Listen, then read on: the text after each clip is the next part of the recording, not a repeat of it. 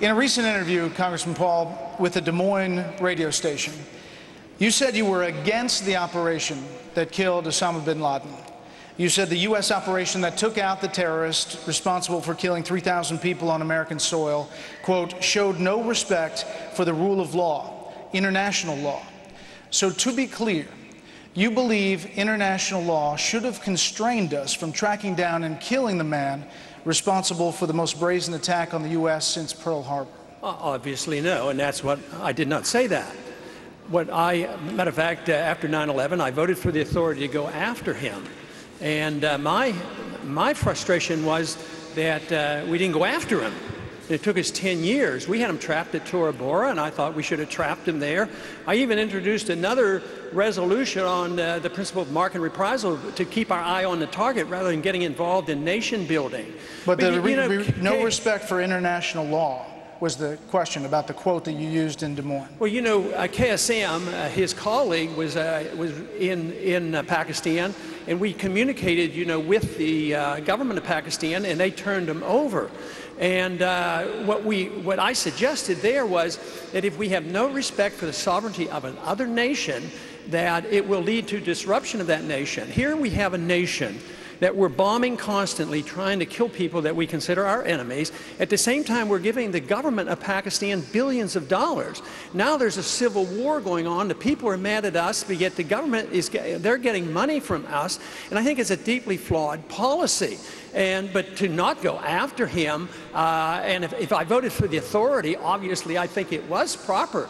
But once they waited 10 years, I don't see any reason why they couldn't have done it like they did after Khalid Sheikh Hamad.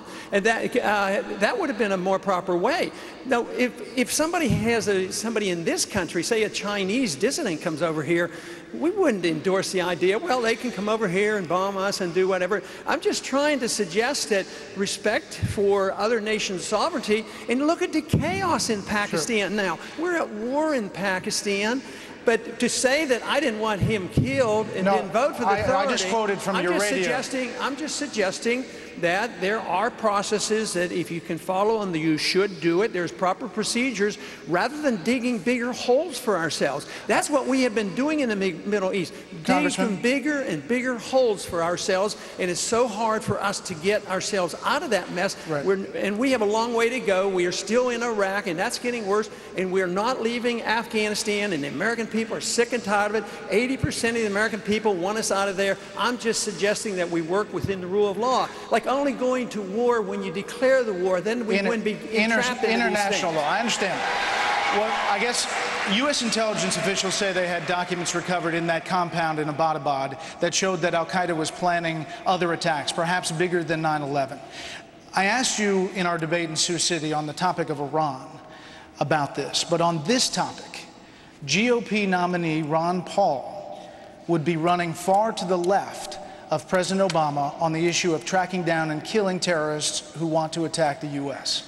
Well, I would say that if you do your best and you can't do anything, yes, we had the authority, we voted for it, you got it from the Congress, you do it. I just didn't think that they had gone through the process enough to actually, you know, capture him in a different way. I mean, think about Saddam Hussein. You know, we did that. We captured him. And we tried him. I mean, the government tried him, and he got hung. What's so terrible about this? This whole idea that you can't capture. Just a minute, right? Just a minute. What's this whole idea that you can't capture people?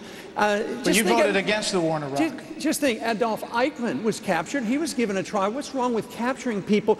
Why didn't we try to get some information from him? You know, we're accustomed to asking people questions, but all of a sudden, gone. You know, that's it. So I would say that there are different ways without trying to turn it around and say, oh, for some reason, this doesn't mean he's supporting America. Speaker Gingrich, if you receive, Speaker Gingrich, actionable intelligence about the location of Taliban leader Mullah Muhammad Omar inside Pakistan, would you authorize a unilateral operation, much like the one that killed bin Laden, with or without the Pakistani government knowing, even if the consequence was an end to all U.S.-Pakistani cooperation? Well, let me go back to set the stage as you did a while ago. Bin Laden plotted deliberately bombing American embassies, bombing the USS Cole, and killing 3,100 Americans, and his only regret was he didn't kill more. Now, he's not a Chinese dissident. You know, the analogy that Congressman Paul used was utterly irrational. A Chinese dissident who comes in here, a Chinese dissident who comes here seeking freedom is not the same as a terrorist who goes to Pakistan seeking asylum.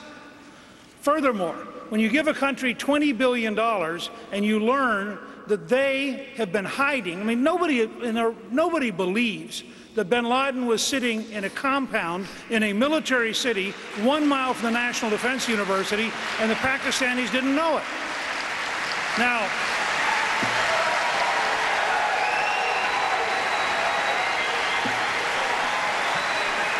we're in South Carolina. South Carolina in the Revolutionary War had a young 13-year-old named Andrew Jackson.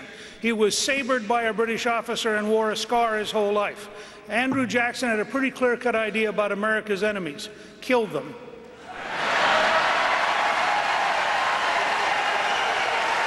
Congressman Paul, 30 seconds, please. 30 seconds to respond, since you were mentioned.